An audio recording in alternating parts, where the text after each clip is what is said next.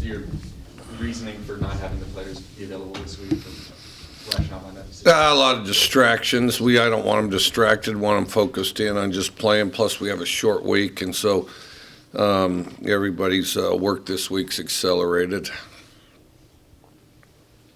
With regards to rivalries and your research on Pirates and Geronimo, and did those historical figures you've studied kind of have a specific, other band of pirates or somebody in particular that they would always interact with? And what are some of your favorite examples of that? Let's see.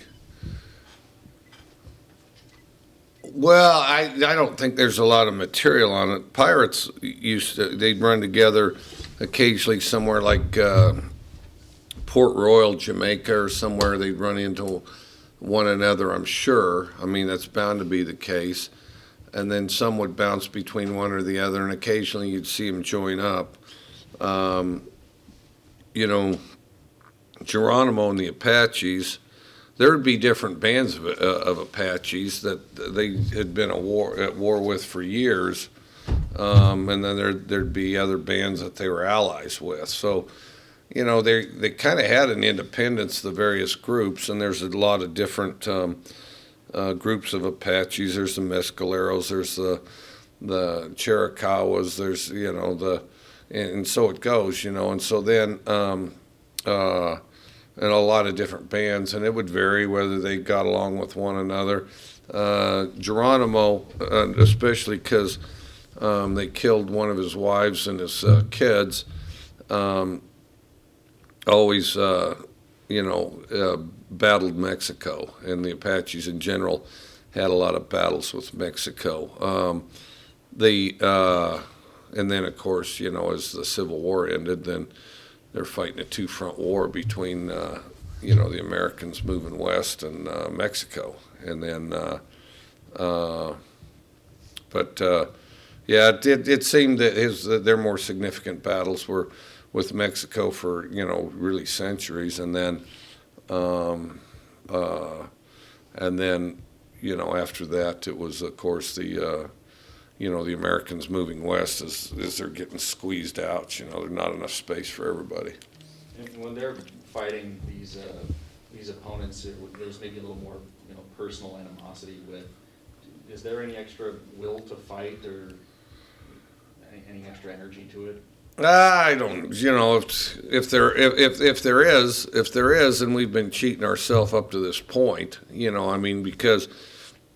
If everybody's doing their best, you should have your best as often as possible. I mean, it's not going to be perfect. I mean, everybody's going to get slightly distracted, but you're always shooting for the concentration and the clarity to be your best all the time. And so there shouldn't be anything extra held back. It's not like there's some storehouse where you break it out just on occasion. It should be every time. Otherwise, you diminish your ability to develop your skills over time. Nice try, Jacob. What's that? What'd you want? No, that everybody hates everybody. Yeah, well, you got to have the other guy. If you don't have the other guy, then that's what rallies everybody around it. But and it's funny because fans will have the one team, and then Texas Tech is always A&M. But if all of a sudden you removed A&M from the equation, within a month their rival would be Oklahoma State, which somewhat was anyway. So they'll get replaced because there'll be another target. Was it a hard conversation to have with Luke when he couldn't play last year? Not really. I mean, it is what it is, So, I mean, I just look out for his welfare and what's best. So. What was your evaluation of the game in Colorado after looking at the film? Didn't think we played together particularly well. I mean, thought we should have played together better. I thought that And I thought that was the case team-wide. I thought we should have blocked better. I thought we should have tackled better basic fundamentals. And, that's the biggest, simplest way to put it is we didn't play well together and could have played better. I mean, despite the fact we led most of the game, we squandered a lot of opportunities. What does it mean to have this Apple Cup be such of significant importance, and not just here in the state of Washington, but it's on the national stage as well. We finally have both teams competing for a trip to the Pac-12 championship. What does that mean for your program? What does that mean for the state? It means it's the next game, and we want to have a great week of preparation, and we want to go prepare the very best we can, and they're a great opponent, and we're excited about the opportunity to play them. What are your thoughts on Jake Brown at quarterback? Good player, smart, really good game manager, accurate. I think he kind of holds the whole thing together there. Are there any attributes that Jake Browning has that maybe not a lot of people look at athlete-wise, and you usually kind of get on the ground and run? He's not the most athletic guy, but I think what he does a really good job from the neck up. Him and Luke are very similar that way, I think. Coach, have they done anything different defensively with Victor being out and Mathis being out the last few weeks? Not really, kind of reloaded, big physical, strong unit, You expect them to just think that they can get home with 4 and not blitz low? That's kind of been their MO so far this year. Yeah, I don't think they're going to change it dramatically. What have you seen from that defense that makes them so tough to play? Size and speed, just good overall size and speed. As far as our conference, probably the best balance of size and speed of any other team. You talk about a rivalry not adding anything to it, it's another game, but this is for the division title. I mean, do you have to talk to your guys at all about, what that means to this program? Only if we haven't tried hard up to this point, No, I mean, if there's a storehouse of extra energy, we haven't been doing our job leading up to it, so. Is it possible that they could get too amped and try and access a storehouse of energy that isn't there, and then that could... Well, you got to just focus on your job. You just want to do your job the best of your ability. If you do that, it's just reckless and undisciplined, and you put yourself in a bad position. How does their defense compare to Colorado's? You guys finished the year with back-to-back, the 2 number 1 scoring defenses. I think they're similar. I think they're similar. I think their secondaries are quite similar. I think they're they blitz a little less, but they, even schematically, they got a lot of similarities. Any questions on the line for Coach Leach? Hey, Mike, it's Steph. How do you think the team has sort of bounced back mentally, emotionally since the loss to Colorado? What's the mood over there? I think we're good. Looking forward to practice tonight. I know you guys have tried to say that this is another game and that you're not looking at these Huskies as any different team, but is there any, extra energy going around based on the fact that it is a rivalry game and the fact that there's so much at stake? Well, probably among the fans, but I can't imagine a different approach all of a sudden. Somehow somebody wants to isolate some games, big or something like that. There aren't any big games if there's not a bunch of big games prior to it, we're not even in this position if other games weren't big. Okay, and what do you think Luke Falk has really shown this year in terms of his skill set and what he does in your offense that we might not have seen as much of last season? I think, he's always been extremely well-rounded, just incremental improvement, really, I would say, in all areas. That'd be the biggest thing. I didn't feel like he had any real glaring weaknesses last year. So what is having him in this game, how big a difference does that make compared to last year when you didn't have your starting quarterback in there? Well, you want this. You want your starting quarterback in there, not just because you want him in there, but also the people around him. The people around him are used to responding to him, reacting to him, and there's a timing and a tempo that exists with, a guy that you're used to at the helm there, and I think that that part's important for sure. Okay. Coach, Chris Peterson said on a video he'd like to go on a road trip with you. What would that be like if you two went together on a road trip? He'd do all the driving. Chris would do all the driving. Very reliable. Seems very responsible. And then also, like a lot of us, I grew up with my parents telling me, "Why can't you be more like a guy like Chris Peterson?" But I do think it'd be a fun road trip. I mean, he's got a great sense of humor, and he's a fun guy to talk to.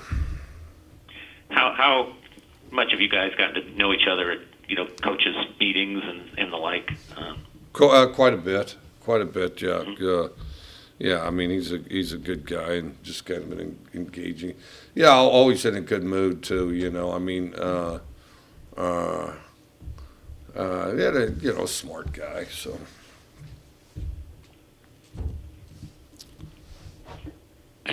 Any other questions? Go ahead. Coach, in the last year, you're saying that Luke probably deserved the Heisman Trophy. Do you feel it's the similar situation this year? I mean, as far as, first of all those awards are team awards, I think, and I think because nobody achieves anything without the efforts of others, but I think that,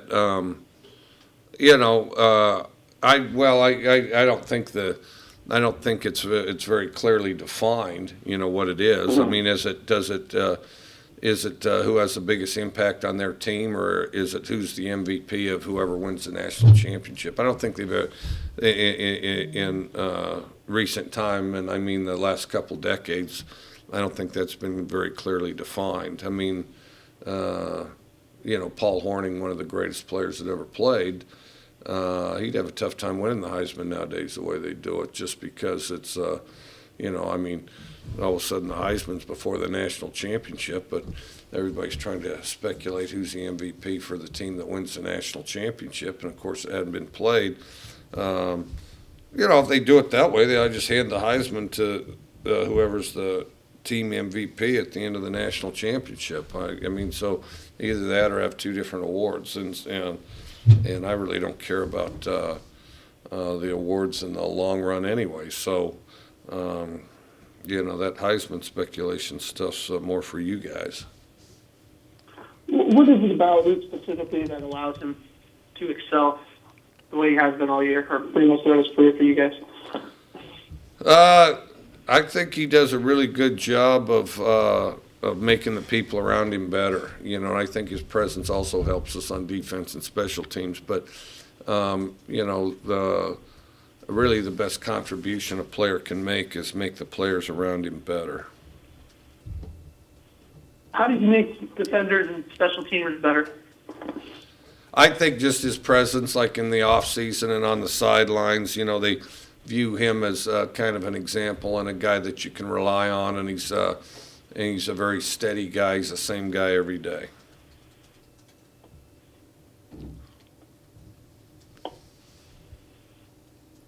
Okay, any other questions on the line for Coach? Hey, Mike, it's Steph. One more for you. What would be your argument to have Luke come back for his senior year versus go out for the draft early? Well, there's a lot of arguments. The simplest one is most guys that go out early don't make the team. Most guys that leave early at the quarterback position aren't successful. So do you think he will come back then? I think he will, yeah. Okay, thank you. Anything else on the line for Coach? Okay, back in the room. What do you make of this deal where, like Nick Saban and a few other coaches have brought former players back to run the scout team? Did you ever see bringing back a former player and having them practice? Yeah, if we got a bunch of them nearby that had jobs that could do their thing, you know. I mean, I don't know a great deal about it, you know. I mean, I haven't really given it much thought. I heard it in passing last week, and, you know, you just set up your scout teams and off you go. So. How did you feel the receiving corps did against Colorado overall, and if there's any changes that can be made, what do you think they could do better against Washington? I thought that they were like really the rest of our positions. I didn't think it was. I didn't think they played their best, and I think they played in a segmented fashion, and you know, need to do a better job getting releases and catching balls. Coach, you mentioned when you were at Tech, the rivalries of Texas and Oklahoma State. How does this rivalry, in terms of passion and fan base, how does that compare? No, I mean, it's definitely up there. I think it's, you know, I mean, this is really based on the fans, their enthusiasm, and how engaged they are throughout the year. I think it's definitely a big one, and felt like it was big before I ever got here, and you know, just watching it on TV and things. Coach Peterson, throughout his career as a head coach, has been a guy that's not afraid to roll the dice with a trick play or go deep in the playbook. How tough is it game planning for the unknown like that? Yeah, the biggest thing is just stay sound. Just really have the discipline to stay sound. I mean, because you have all the bases covered, and typically some of those trick things, there's a certain delay to it. You know, something goes this way, then it goes that way, and you try to get somebody to overcommit somewhere, and then once they overcommit, react to it. The biggest thing is have the discipline to read your keys and not overcommit to it. When you look at UW secondary on film, what really stands out? I think they're fast, they're physical, they're kind of tall, some of them, you know, but they're quick and physical, and generally an older crowd, you know. I mean, I don't have all their classifications, but they play together some. Does being tall and fast allow them, and physical allow them to put those guys on an island more, give them less help than other teams? Well, it's a hell of a lot better than being short and slow, you know, so, yeah. What are the team plans for Thanksgiving the night before? The team plans for Thanksgiving. Do you guys get together and do a meal or something? Yeah, you go to the hotel, and you go to the hotel, you have some walkthroughs, you go to the team movie, and they'll get a real good meal upstairs here, and then we'll do walkthroughs, and we'll get a real good meal upstairs here. Then we'll go to the hotel, then we'll go to the movie, then we'll have a meeting, then we'll have a snack, and then we'll go to bed. And so, you know, and I think they'll enjoy it immensely. And then back on the line, go ahead, Steph. Hey, Coach. You guys don't talk about injuries, we get that, but it looks like there's been a lot of defensive attrition. How have you guys, you know, been able to kind of keep it going on defense, despite the fact that you've had a couple different guys in the lineup the last 3 or 4 games? I mean, you just keep playing. I mean, you just keep playing, keep repping, and, you know, I mean, there's really nothing different, you know. But does Grinch do anything special that really helps the backups kind of get ready for those reps whenever they're thrown into the mix mid-season? Everybody practices, you know. It's really starting from camp, you know, just constant practice, you know, and then, you know, just rep everybody as you can, and then of course if you're going to start, then you rep more. Okay, and what have you guys gotten out of Parker Henry? I mean, we know he was a former walk-on who came in. It seems like he's been a big part of the defense, even though he hasn't played all the games this year. What the hell's going on with this? This thing will cave in one of these days. But Parker Henry, I can't remember the question, but suffice it to say, he's a great player, very passionate player. He's just made himself just a constant focus, just, one of those guys that's really got no filters as far as, as far as works incredibly hard, and then just steadily developed his skills, and then, as those skills improve and have surfaced, has carved out a big role, not just, on defense, on special teams, and all of it over his years here. Okay, thanks, Coach. Yeah. Was there a single player in the locker room at all after the game in Colorado that tried to maybe just rally the bunch or speak in front of the team? Was there anything that happened? Not really. I mean, the bigger thing is everybody individually take responsibility for how they play and elevate their play. I mean, because everybody's got control over themselves, and everybody's got to make sure that they do control themselves and, lead themselves. And this business of, looking to somebody else to create energy for you, well, that's irresponsible on your part. I mean, you have to generate your own energy, your own focus, and everybody's got a job, and it's your job to do it rather than somebody look over your shoulder and make sure you're doing it. And, and everybody's job's clear cut, and that's what they need to constantly do. Coach, you said the secondary, the guys are tall, fast, physical, quick, and then, their defense is one of the most balanced. Are there any obvious weaknesses or flaws that you can maybe see with their defense? No, I mean, the biggest thing is I think you got two good teams, and both are going to battle to go out there and execute the best they can. Mike, is Peterson a guy you can have interesting conversations with on non-football subjects? And how common is that among coaches? I'd say yes, and kind of a mixture of both. I mean, when you're with other coaches, you're never too far from football. So you talk about work and football all the time, but with that said, I mean, you also talk about other stuff, and and it's got kind of an unwind quality, just like it would in any profession, kind of, no,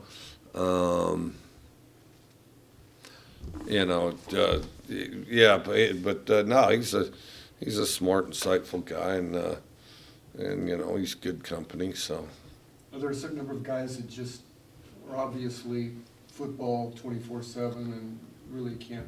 Well, there's some that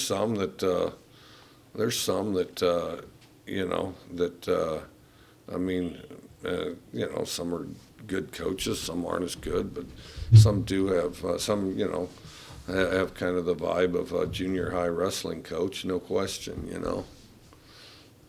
With all due respect to junior high wrestling coaches, because I wrestled in junior high, and if you wrestle in junior high, that's one of the biggest rites of passage there is. The good part is that's before they tell you to cut weight and stuff like that. So.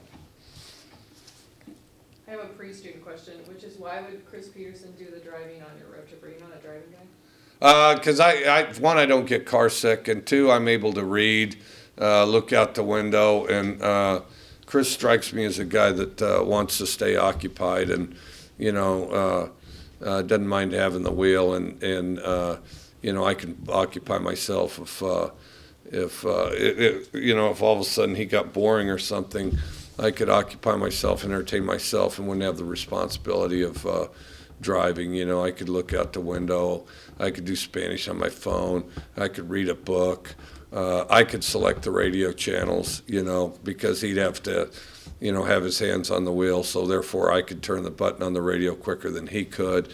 I mean, I just see more benefits to that, and it'd be a little more relaxing. And plus, he strikes me as a guy that's probably pretty good with directions. Are you really good at Spanish? I feel like you talk about that. I don't know. I mean, you just hammer through it on the phone. I don't have any video games. I don't know how to do those. And I occasionally look up scores. And so then, I'll plug away at it. I didn't take a language in school, so, and so it does get a little addicting. During the season, it's difficult to do. And there'll be, days where you don't meet your quota or whatever. But, plug away at it. And if Chris is driving, I could certainly cover some ground there and probably make up for most of it for the season. The real student question is, it's easy. What's your favorite Thanksgiving dish? Turkey, white meat. Oh, gravy's a key thing too. I mean, it's almost like you can't have any of it without the gravy. The gravy's very key for, I think, Thanksgiving. Have you ever had turducken? Have what? Turducken? You know the giant one? Yeah, I'm not messing with that. Why? I mean, I used to have duck meat sandwiches all the time. When I was in grade school and junior high, I used to have duck meat sandwiches every day. Because we went hunting all the time and had a lot of ducks, and duck can be dry, so you want to slice it thin, and then I'd put Heinz 57 steak sauce on it, and it was a heck of a deal. As a matter of fact, once in a while I miss them, but I'll have to go shoot some ducks. Any other questions on the line or in the room for Coach? Coach, Andrew Harvey with Sports Press Northwest here in Seattle. If you were going on that road trip with Chris Peterson, where would you want to go? We'd have to discuss that. Let me think. Probably somewhere, not really a remote place. Yeah, probably somewhere. Somewhere where you could, where there's some action going on, because when Chris loosens up and engages and starts laughing and free conversation, he's a lot of fun, and so we'd want to draw that out of him for sure, and then give him something to react to, and then we could all talk about it and have a jolly old time.